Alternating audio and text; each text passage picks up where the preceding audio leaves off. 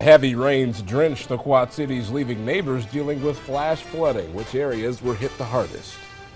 Plus, multiple tornadoes touched down on both sides of the river, where we see damage is coming up. WHBF is local for you. This is Local 4 News this morning. Good morning, everybody, on this Tuesday morning. I'm Andrew Terry. And I'm Alexandria Ikomoni. Thanks for watching Local 4 News this morning. The Quad Cities was hit with heavy rain and flash flooding during Memorial Day, leaving streets underwater. That's this morning's top story. Scott, Rock Island, and Henry counties all stayed under a flash flood warning for more than 5 hours yesterday. A lot of areas are still vulnerable due to all that rain over the last several weeks, leaving the ground oversaturated. Local 4's Tahir Rahman shares some of the biggest issues people were left dealing with. Waves of water overtook many Davenport roads. Drivers powered through flash flooding at the base of Centennial Bridge. It's one of many scenes Local 4 News crews responded to Monday afternoon. On Dover Court and Division Street, heavy rainfall caused the basement wall of a home to cave in. The city ought to put bigger pipes in or something, or put in some bigger drainage system or something. Tom Geese says it happens too often. I mean, you look at this house next door, the whole basement's collapsed. Surprised the whole house isn't in the basement. He says the intersection gets flooded once or twice a year, and he ends up rescuing drivers. And you help people and push people because people are too stupid to go out and around it. They drive through it and then they're floating. So you go down and help. One driver found himself in that situation on 2nd and Marquette Streets. Many turned around at the flooded intersection. Others surged the waters. He wasn't so lucky. On 4th and Division Streets, water overwhelmed the busy intersection and overflowed drains, bringing the pumps back out yet again. Tahir Rahman reporting. And a lot of you have shared your pictures and videos with us. We've got a gallery all set up at ourquadcities.com. And that storm also brought severe weather to other parts of the area.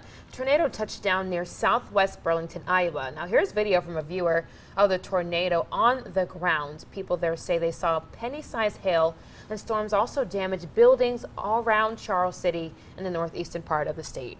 That tornado forced Democratic presidential candidate Elizabeth Warren to take shelter. Warren, along with journalists at a Memorial Day event in Burlington, took shelter in a safe location until that tornado warning there had passed. The Massachusetts senator told reporters stories about her experiences with severe weather like flooding. Switching gears, many Memorial Day activities didn't miss a beat. Even with that weather, people came together in Silvis to honor 8 men who served their country and the community. That begins our Memorial Day coverage this morning. And they showed up at Hero Street. It's well known as a block where 8 Latino servicemen lived. Those servicemen later died on the battlefield. They fought in Korea and in World War II. Local 4's Yukari Nakayama tells us what the day means to their relatives.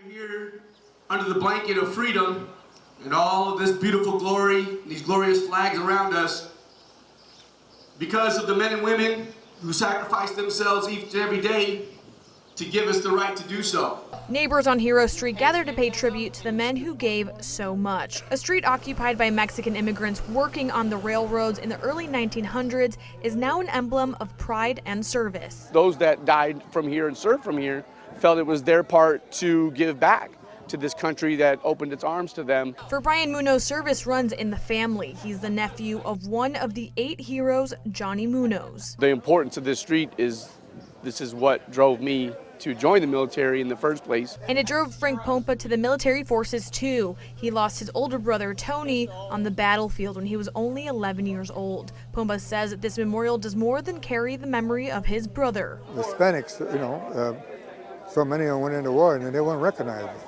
He says although he was young, his memory of the 8 heroes will stick with him forever. I remember all of them, they were older than me, but I remember them.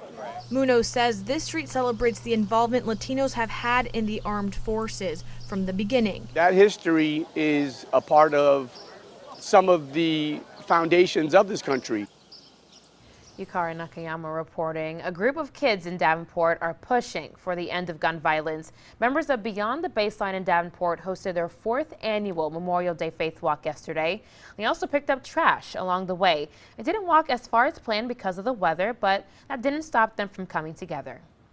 We live in a wonderful community and a great country. We do have some issues that we're trying to help turn around and trying to help improve upon. So a big part of that is getting the kids involved. So we always address that concern and how they can be leaders, and we as adults can be more of a leader to help keep kids from turning to violence.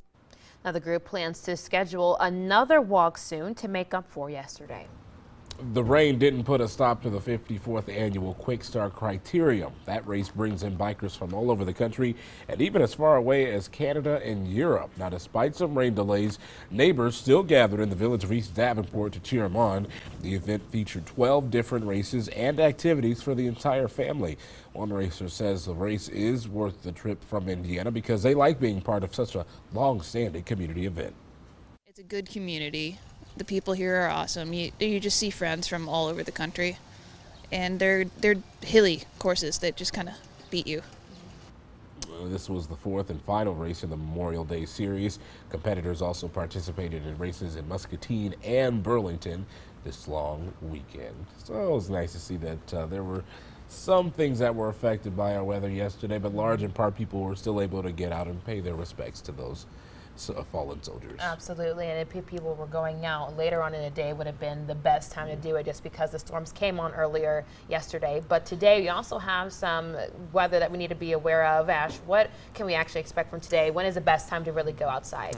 Yeah, probably earlier rather than later here today because we do have more storms coming for us here by the evening. As of right now, a lot of cloud cover. Things are fine. They're going to be kind of calm and mild for the majority of the day today. Maybe an isolated shower or two, but otherwise climbing in only to the lower 70s here today. That takes us to northwesterly winds outside, 60 in Moline, 57 in Davenport. And as you can see on the satellite radar, things are nice and calm for us here. Just a lot of cloud cover, nothing crazy right now. But as we get into the evening, well, there is that potential there for some more storm activity. So we'll climb there to the lower 70s here today, right around 72 or so for that high temperature.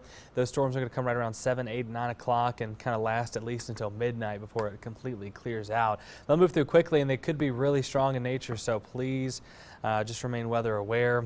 Keep your phone on loud if you go to bed early, and temperatures will fall back down to the upper 50s overnight tonight after it clears out.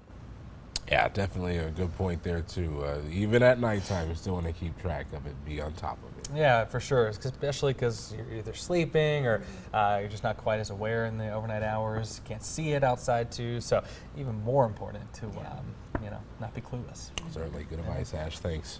And coming up, how trade wars could impact your investments. That's up next for Your Money. Time now, coming up on 510. You're watching 610. You're watching Local 4 News this morning. WHBF is local for you with Frederick Terry, Alexandria Ikomoni, and meteorologist Ash Simpson. This is Local 4 News this morning in high definition.